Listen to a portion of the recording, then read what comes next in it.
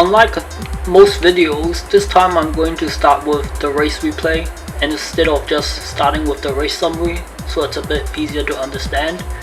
So we qualified very good again, and we qualified on pole position like last 3 races, and then we don't have good pace and we drop back in the grid because our speed isn't all that good in the race. That just means our overall car and driver combination isn't all that good.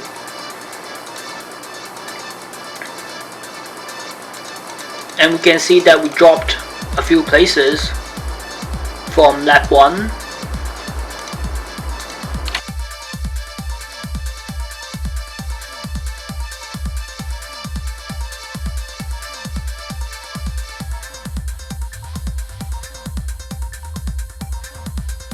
And even though we dropped a few places from lap 1, after that we can see that our lap times isn't all that good. So it doesn't really matter if we push even harder to try and stay up at front and hold them up, because that way with the higher start risk we have higher chance of getting an accident. And Tomasi Yu hasn't learned his lesson yet, because if you look at this race, he had to pit on lap 1 and he had an error and a mistake again, and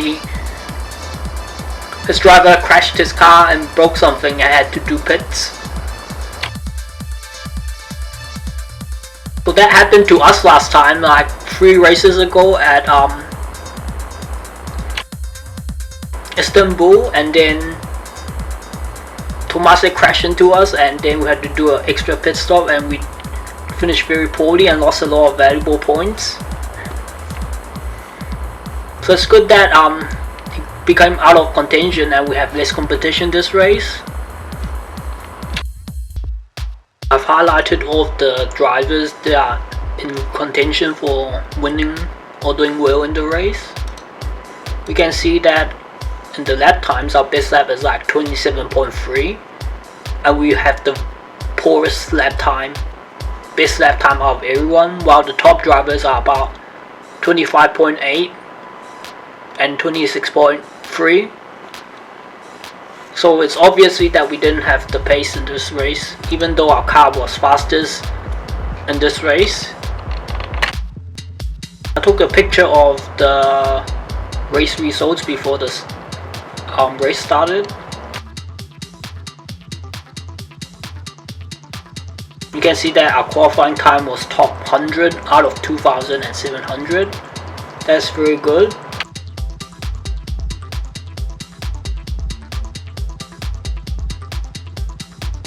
Then we can see that based on car level we had the fastest car, and Tomasi had the second fastest car, but his money is negative because he's upgrading a lot of parts suddenly, and going to negative balance reduced the team's motivation and that reduced performance. Even with the fastest car we aren't doing all that good. The second highlight of the race is that Juni Evanchia got a technical problem because he has too high car wear and he became out of contention for good points.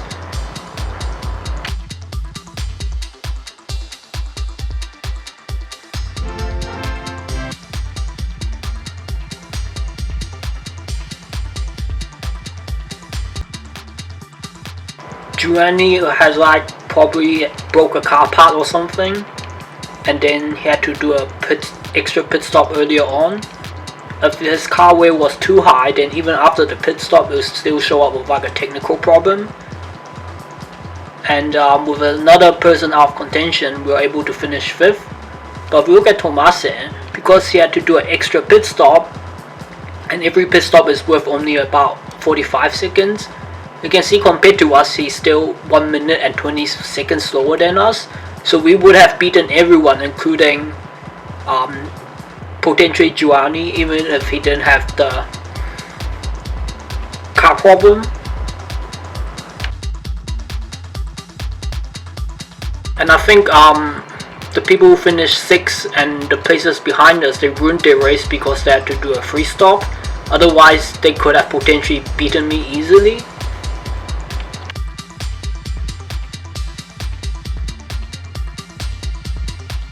you can see at lap 54, most of them have still not made their third pit stop, and they are like right up behind me. And if they chose to do like a 2-stop like I did, then potentially we would not have finished 4th. Finishing 5 is very good considering the last few races we were not able to do as good, and we're only finishing about 8th. And even the last few races, most of the drivers, everyone made some sort of mistake or something. If you look at Bruno, who did 1 pit stop, he finished 3rd and he did very well. We might think that 1 stop may be better, but I'm going to talk about why it may not be better in a moment. And then there's another highlight in the race where it's very difficult to overtake people. You can see that our driver is stuck behind someone every lap.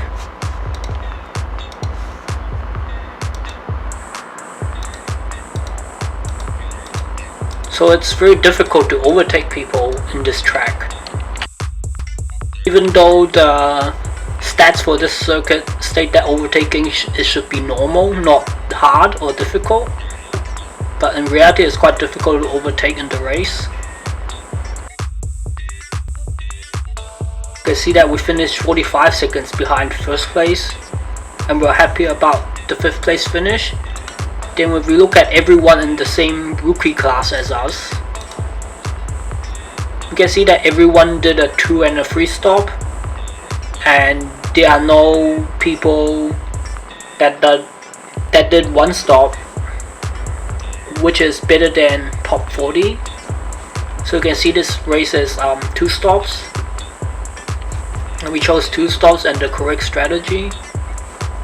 So a lot of times previously I might be thinking about how many stops I should use for a race, and it's difficult to figure out how you should consider how many pit stops you do. But recently I found out it's quite easy if you just go to select the same class as you and look at the people who did the best that time, and you can just copy.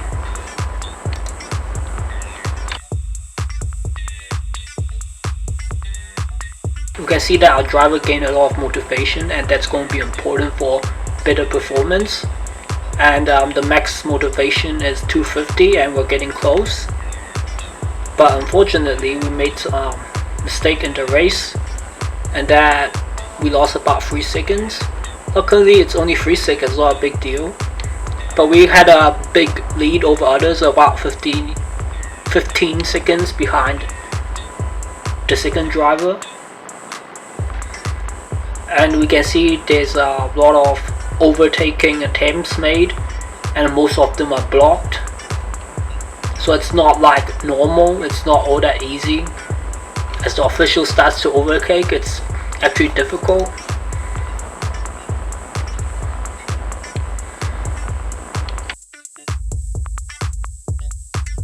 And because our driver for the past few races,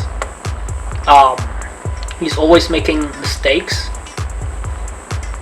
So instead of trying to increase the concentration even more and reduce aggressiveness, we can consider doing aggressiveness training, the ninja training, and that will increase the concentration and aggressiveness. Then we can keep training him until he approaches making 2 driver mistakes. Then we can just stop training him, and he'll normally have less aggressiveness. Then he'll drop back to doing 1 mistake or less. So we can train the driver to go close to the threshold of doing 2 mistakes, and he can push maximally hard, and that will improve the performance. So we're going to do that now and do the training for our driver. So we're going to choose the ninja class, and we're not going to reduce the weight because it's the most expensive. It's 750,000, and some other training is like 500 and 400,000. And the main reason why reducing weight using fitness class isn't that good, because it also reduces motivation, and motivation is important for performance. And another reason why we're potentially doing not as good as we hoped this season It's because we chose a driver with more balanced stats, and we want to try something slightly different since we can find this driver who has some of all of the stats already. He has concentration, talent, and experience. The most important stats, he had some of all. And last season everyone wasn't that competitive, so I want to try something a bit different. Normally you wouldn't pick anyone with high technical or charisma because that increases the overall and you have a limit depending on your league. So the less of the technical and charisma points, the more of the important points like concentration and talent you can have, then that really makes the difference and decides how well you do. The fitness class to reduce weight would be good only if it doesn't change the motivation much, and then every 1 kilo we drop, we gain about 0.03 seconds per lap. Across the race distance, that equals to about 20 seconds, and that would be quite good. 20 seconds time gain from just reducing weight. So actually only about 2.5 to 3.5 seconds time gain by losing 1 kilo of weight. But that's still kind of okay if the driver doesn't lose motivation. But because the driver loses motivation from weight training, then it doesn't really make all that sense. Only makes sense when we're doing long-term investment and you don't have to have medium and short-term performance.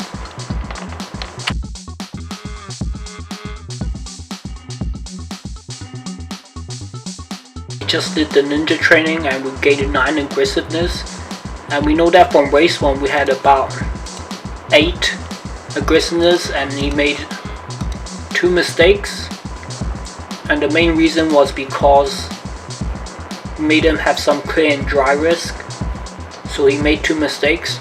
Otherwise our driver could potentially take about 20 aggressiveness before he makes 3 mistakes in a race, and that would be bad.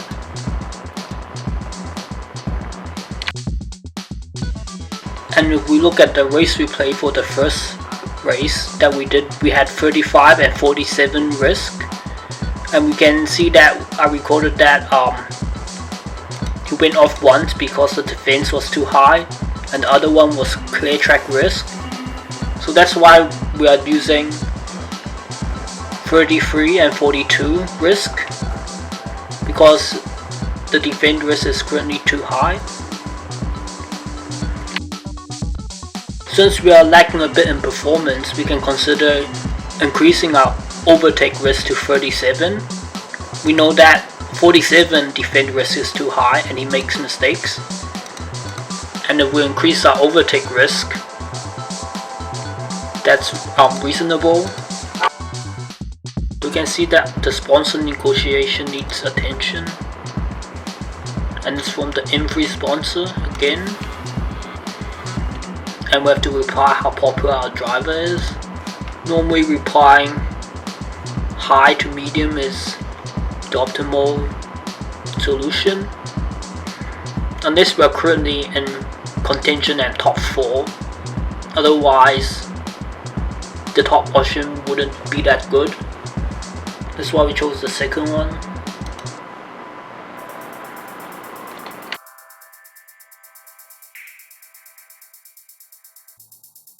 Then we can see our staff finally starting to lose motivation. Last race it was about 11 or 13, now it's 8. And that makes sense because I was expecting staff to lose motivation 3 and 5 races ago because we were doing so poorly. But staff didn't lose any motivation.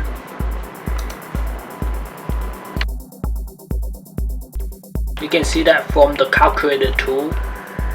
Our car weight is all within check, and one parts needs to be replaced, so there's no way we can fit a testing session in while being budget. So we're not going to do testing and not going to change any car parts for this race, and we have to do less testing and only start to do testing when the points are about 8 or 6, because if the parts are more than 5 to 7 or so, then you start to lose efficiency, and then the efficiency loss only becomes very apparent at about 13 points, but for maximum efficiency it's about 5 to 7 points, and we have 9, 7 and 9 points in the car points. And we have to save money because replacing the engine, gearbox is about 10 million, and the other parts are about another 15 to 20 million. So that's why we were already doing eco to save money, otherwise we will go into negative balance for a race or few. And you can see that most of the people already did the car update and qualify for this race, and we still have the fastest car. And we can see the top drivers, a few of them already had done the qualifying, like Marek.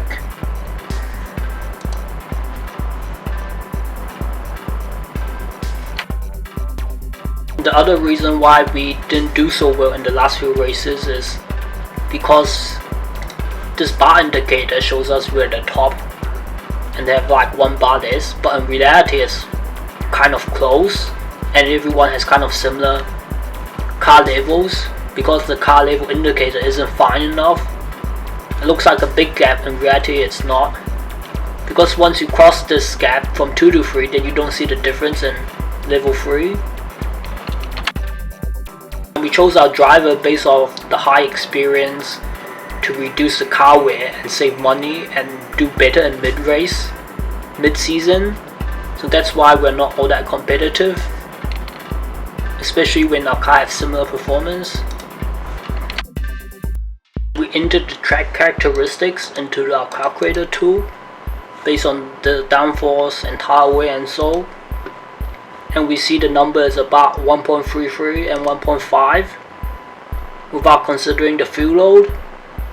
And if we consider the fuel load is about 1.36, and this indicates it's a 2 or 3 stop, but normally 3 stop is a bit finicky and you may not get good results, so normally 2 stops is better, and it does good majority of the time, so we're just choosing 2 stops. And then I've given up on calculating the actual difference in time that we gain from the difference in fuel load and the tire wear, because we can just use this indicator based off the track characteristics, and that's precise enough already. And even the tire and fuel tool that we calculated all of the compensation values for the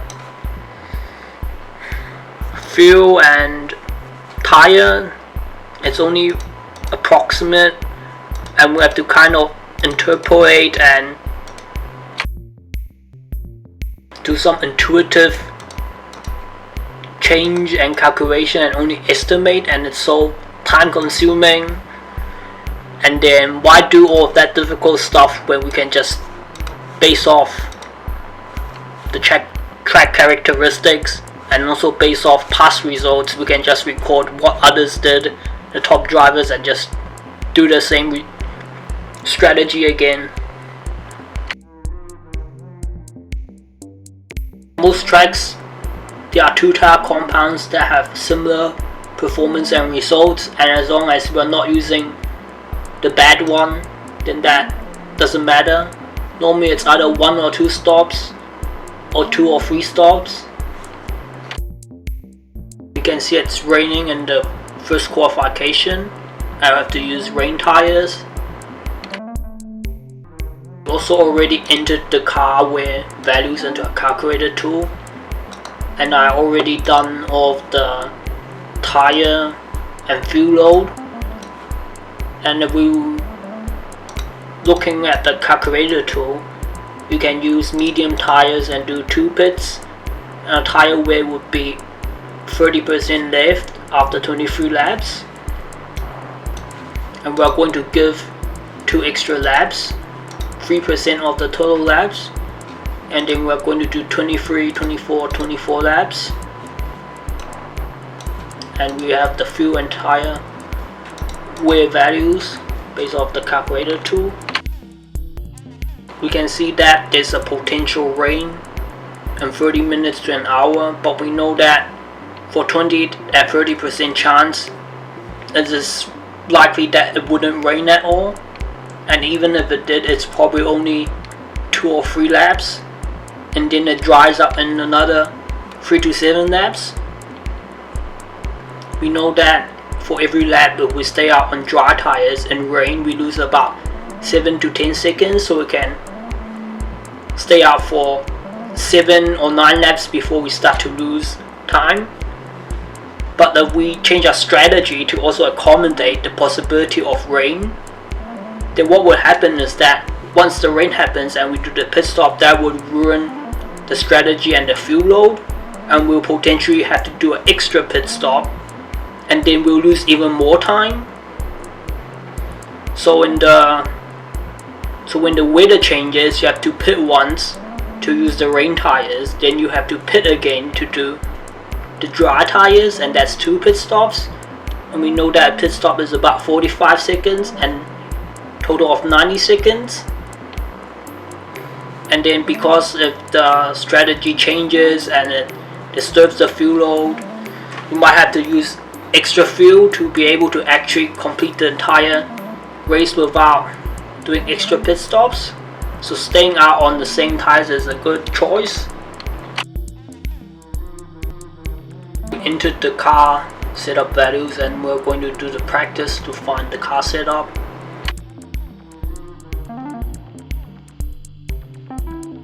Well, most of the time I did this off camera.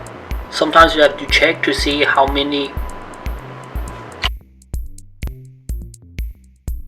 happy range the car is off by, because it's easy to get confused and use the wrong values and get the wrong setup. And you can see that the happy range is 3 or more difference. We're going to do another test lap, and we entered the setup already. You can see that we have a shocking time of 33 seconds, and we can see everyone has qualified worse than 34 seconds for Q1 in our own group. And we can see the best Q1 is 31.4, and if we're able to get better than 31.4, then we'll be out of it. But it's not all that likely, because we know that once it's somewhat in tune, then we don't gain another second. It's only about half a second or so.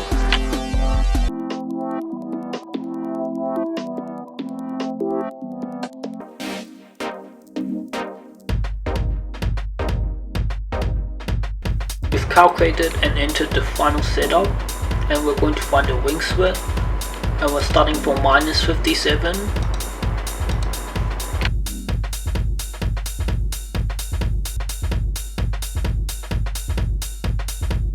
And we're going to try 3 for wing split, so plus 60.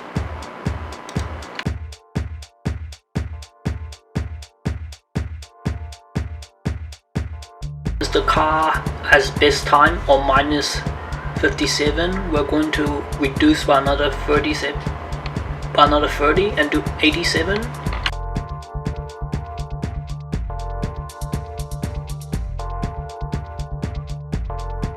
And we can see that the best setup time is about between 57 and 87, and we might add 5 points towards negative, so it's slightly biased towards this 83.2. And the middle is minus 75. That's about approximately the middle of it, and we added 2 points.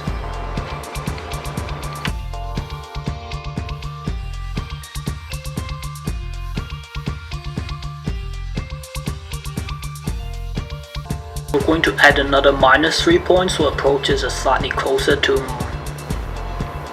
the wing split we had before because our time is quite similar, and we can see the wing split with less negative, it's 848, and the more negative is 832 and 829.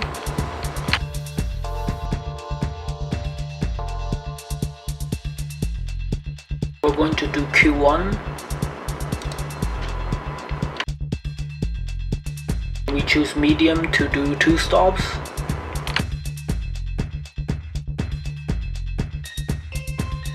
And he's able to qualify 0.2 seconds faster than the best net time, so that's very good. Out of all of the races we did, which is about 6 races, he only had 1 race where the Q1 he made 1 second error and qualified 1.1 second faster than Suregi, so that's very good. And for Q1 we're only 1.14 seconds slower than the best out of the same class, and we're top 55 out of 1,900, so that's very good. So we have hope of this race and at doing well. We know that Q2 is dry, so we have to convert into dry setup from our calculator tool, and we have to enter the temperature of difference between Q1 and Q2, which is 5. And for the race setup temperature, we're not going to use the calculator tool's average temperature. Instead, we're going to look at what our average calculator shows us, and we can see from the first 30 minutes and 60 minutes, it's 28.3 on degrees average, and if we average up to 1.3 hours, it's 27.5. And if we look at the average between the second and the third quarter, and if we take the average between 1 and second and 3, it's about 28. And we can see the calculator tool shows the average temperature is 27 because it also takes into account of the final sector of the 2 hour mark. And we know that Q2 is 25 degrees and the race is 2.89. We just entered that value into our calculator tool for Q1, Q2 and race temperature difference. Instead of starting with 23 laps of fuel, we're going to start with 24 so we can over or undercut people.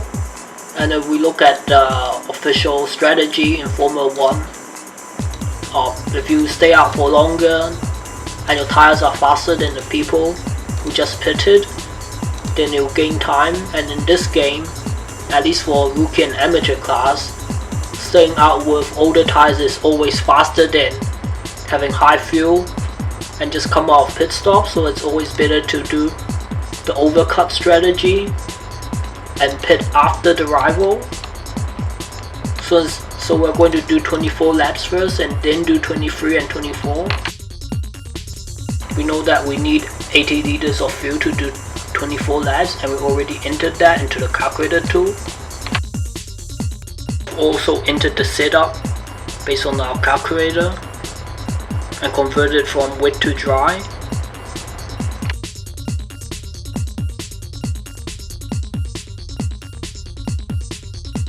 You can see that in Q2 we're about 2.1 seconds slower than the best, and our overall combined is top 50 out of 1,800.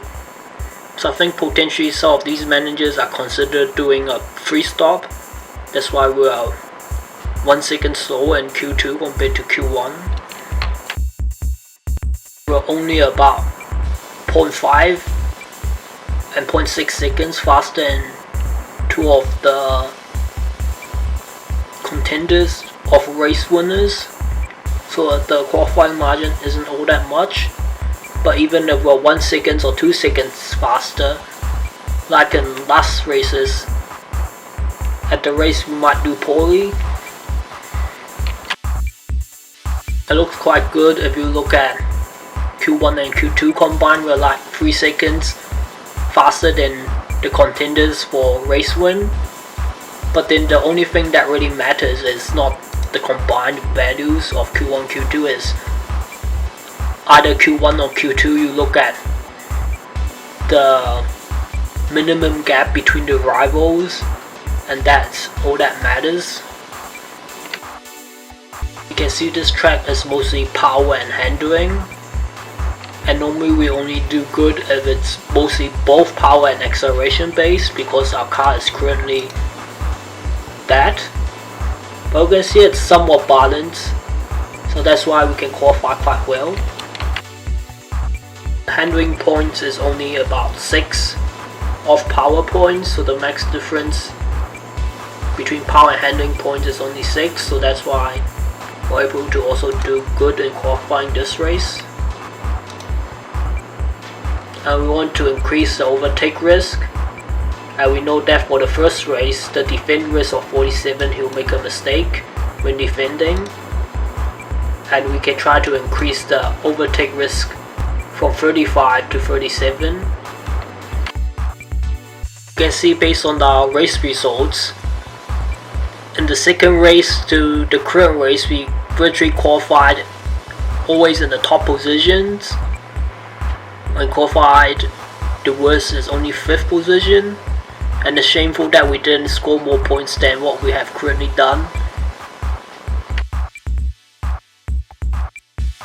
Normally you wouldn't expect to do as poor in the race if you qualified quite well.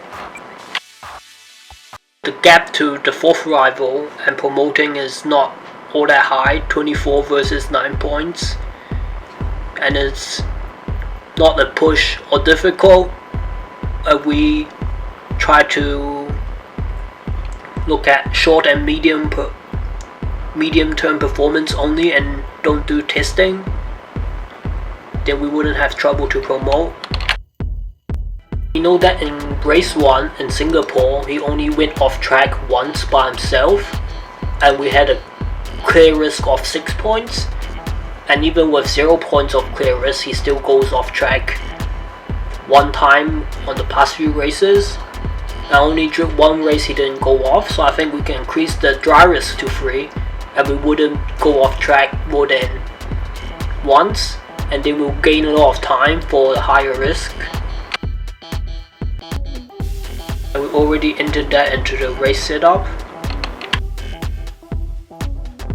Also added a small calculation to calculate the boost laps in our tire and fuel tool, so it's easier to get the values.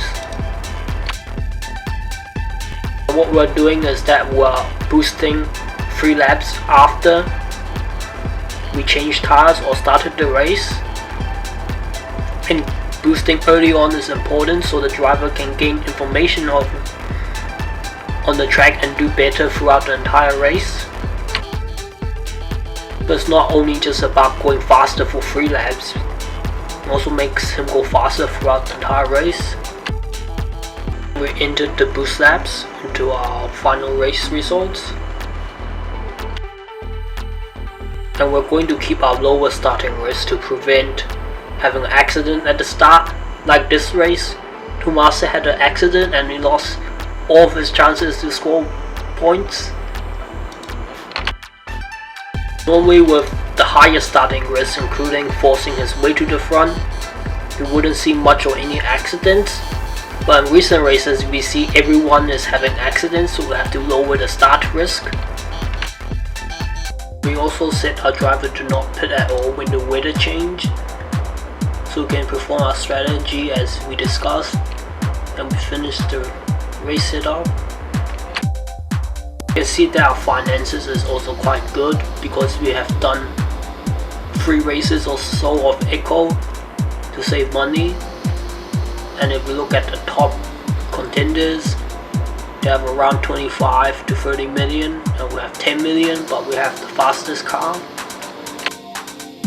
And if you look at the current testing standings, no one as the top contender has done any testing.